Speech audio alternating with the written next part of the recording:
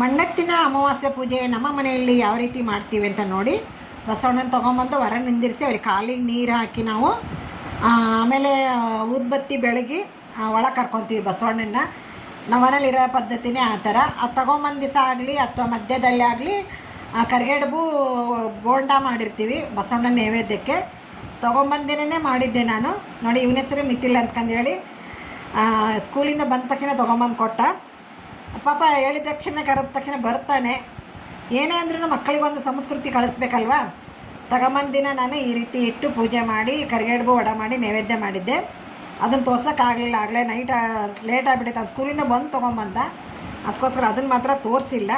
ಕಳಿಸುವಾಗ ನೋಡಿ ಮತ್ತೆ ನಾವು ಈ ಥರ ಪೂಜೆ ಮಾಡಿ ಅವತ್ತು ಕರಿಗಡುಬನ್ನೇ ಮಾಡಬೇಕಾಗಿತ್ತು. ಬಟ್ ಕರಿಗಡುಬು ಮಾಡಲಿಲ್ಲ ನಾವು. ಅವತ್ತೇನು ಮಾಡಿ ಹೋಳ್ಗೆ ಮಾಡಿದ್ವಿ. ಅವತ್ತು ಮಕ್ಕಳು ಊಟ ಮಾಡ್ತಾವೆ ಅಂದ್ಕೊಂಡೇಳಿ ಹೋಳ್ಗೆ ಮಾಡಿದ್ವಿ. ನಮ್ಮ ನೀರಜ್ ಅವರೆಲ್ಲ ಬಂದಿದ್ದರು. ಸ್ವಲ್ಪ ಸಣ್ಣ ಒಂದು ಫಂಕ್ಷನ್ ಇತ್ತು, ಅಟೆಂಡ್ ಆಗಿದ್ದರು. ಹೆಂಗೂ ಬಂದಿದ್ರಲ್ಲ ಅಂದ್ಕೊಂಡೇಳಿ ಅವನ ಹತ್ರನೇ ಪೂಜೆ ಮಾಡಿಸಿದೆ. ಯಾಕಂದರೆ ಎಲ್ಲ ವಿಷಯನೂ ಮಕ್ಕಳು ತಿಳ್ಕೊಬೇಕು.